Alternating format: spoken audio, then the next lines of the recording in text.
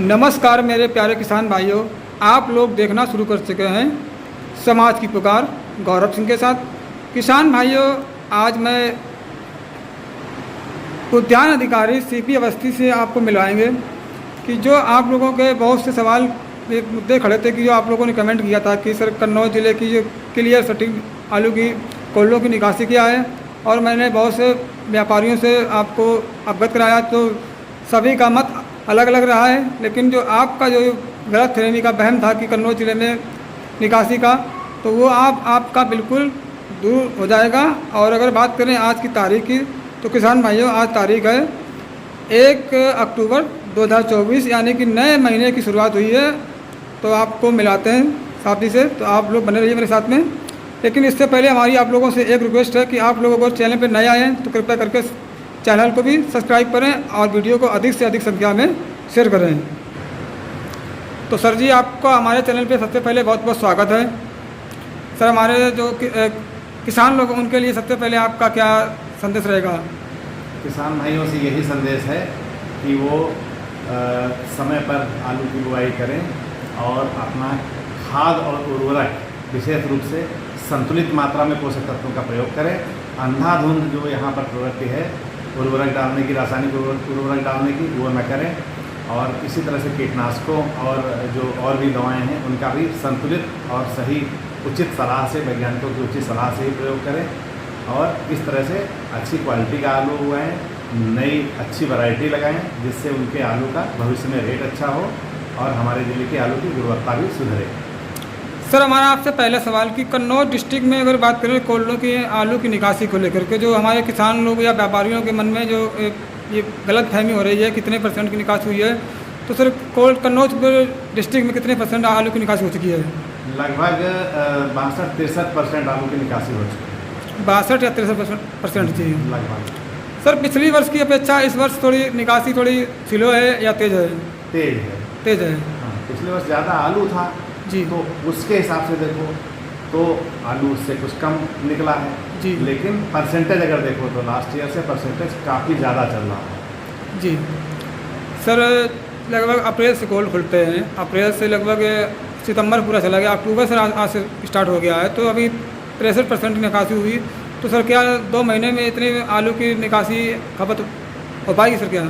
हाँ, इधर 20-25% लगभग बीज में प्रयोग होने की रहता है इसका, और बाकी भी निकल जाने की पूरी संभावना है जी। फिर भी किसान भाइयों से मेरी लगातार सलाह है कि वो अपना आलू धीरे धीरे करके लगातार निकालते रहें। एकदम आखिरी के लिए बिल्कुल ना रखें। एकदम आखिरी में मान लीजिए कि अगर रेट गिर जाते हैं तो उनको नुकसान उठाना पड़ सकता है। इसलिए हमारी यही सलाह है, जिस किसान भाई को ये लगे कि आगे रेट हो सकता है कि नवंबर में एकदम बढ़ जाए, तो अगर ऐसा उसे लग रहा है तो मान लीजिए उसके पास 1000 पैकेट है तो वो 700-800 पैकेट तो ज़रूरी निकाल दे धीरे धीरे करके जी। लास्ट में 150-200 पैकेट अगर बचेगा, अगर मान लीजिए रेट बढ़ता है तो उसका फ़ायदा मिलेगा, अगर थोड़ा बहुत घटता है तो उससे ज़्यादा नुकसान नहीं होगा।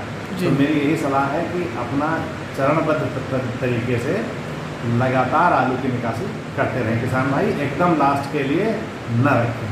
जी सर, पिछली साल तो रेट बहुत कम थे, और लेकिन पिछली वर्ष की अपेक्षा इस वर्ष रेट थोड़े ठीक है, लेकिन फिर भी किसान लोग कह रहे हैं कि रेट कम हो गए हैं।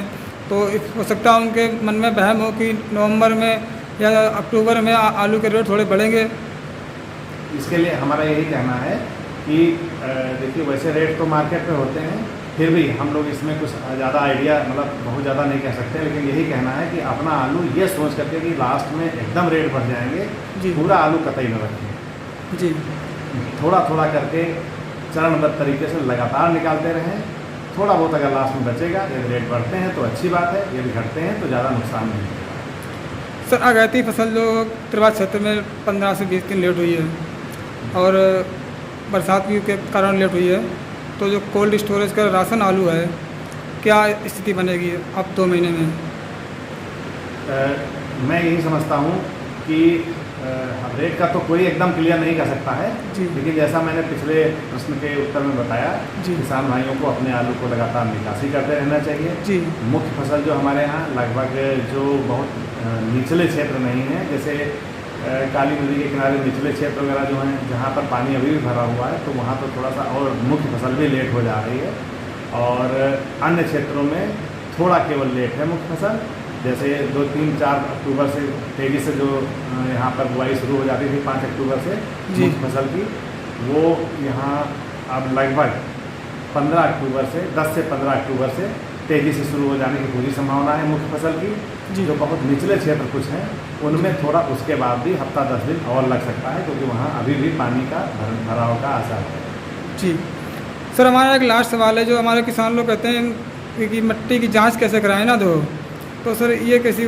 हाँ, किसान भाइयों से मेरी यही सलाह है कि मिट्टी की जांच करा करके अपने जो भी पोषक तत्वों का संतुलित मात्रा में प्रयोग करें।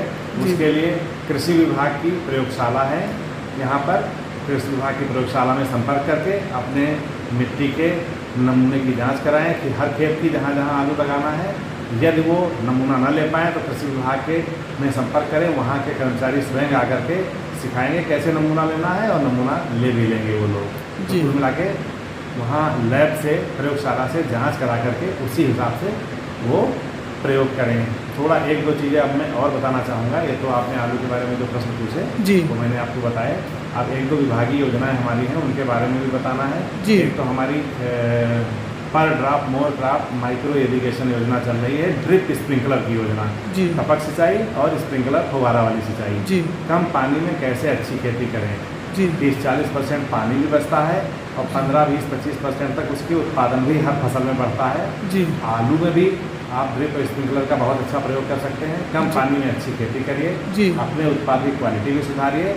हमारे यहाँ से 80 से 90% इस पर सब्सिडी है। लघु सीमांत किसानों को लागत का 90% और जो बड़े किसान हैं उनको लागत का 80% सब्सिडी हमारे यहाँ से दे है। किसान भाई हमारे यहाँ संपर्क करें और इसका लाभ उठाएँ।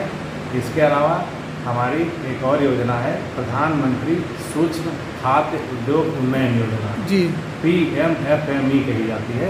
इसके अंतर्गत स्वरोजगार के लिए खाद्य प्रसंस्करण इकाई लगाने पर, छोटी खाद्य प्रसंस्करण इकाई लगाने पर आपको 35% तक सब्सिडी है। कोई भी खाद्य प्रसंस्करण का काम करें, जैसे आटा चक्की, स्पेलर, बेकरी, डेयरी, बेसन, रवा, दलिया, मसाला चक्की, अचार, मुरब्बा, जैम, जेली बनाना, ये कुछ भी कार्य शुरू करें जो खाने में प्रयोग होता हो। हमारा इत्र के लिए प्रसिद्ध है हमारा कन्नौज शहर। जी बिल्कुल। और ये जिला पूरे मतलब ऐतिहासिक रूप से इत्र का मशहूर रहा है। तो उसमें गुलाब जल, गुलकंद वगैरह भी जो बनता है, या इत्र कई ऐसे बनते हैं जो खाद्य पदार्थों में प्रयोग होते हैं, उनको बनाने के लिए भी आप देख भक्का वगैरह में भी हमारे यहाँ से इस पर 35% सब्सिडी ले सकते हैं। किसान भाइयों से अनुरोध है, किसान भाई पढ़े लिखे, बेरोजगार, नौजवान सभी इसका लाभ उठाएं और हमारे यहाँ संपर्क करें। हम पूरी इसमें सहायता करके उनको सब्सिडी दिलाएंगे, अपनी इकाई स्थापित करें और स्वरोजगार पाएँ और दूसरों को भी रोजगार दें। धन्यवाद। जी सर, बहुत बहुत आपका धन्यवाद।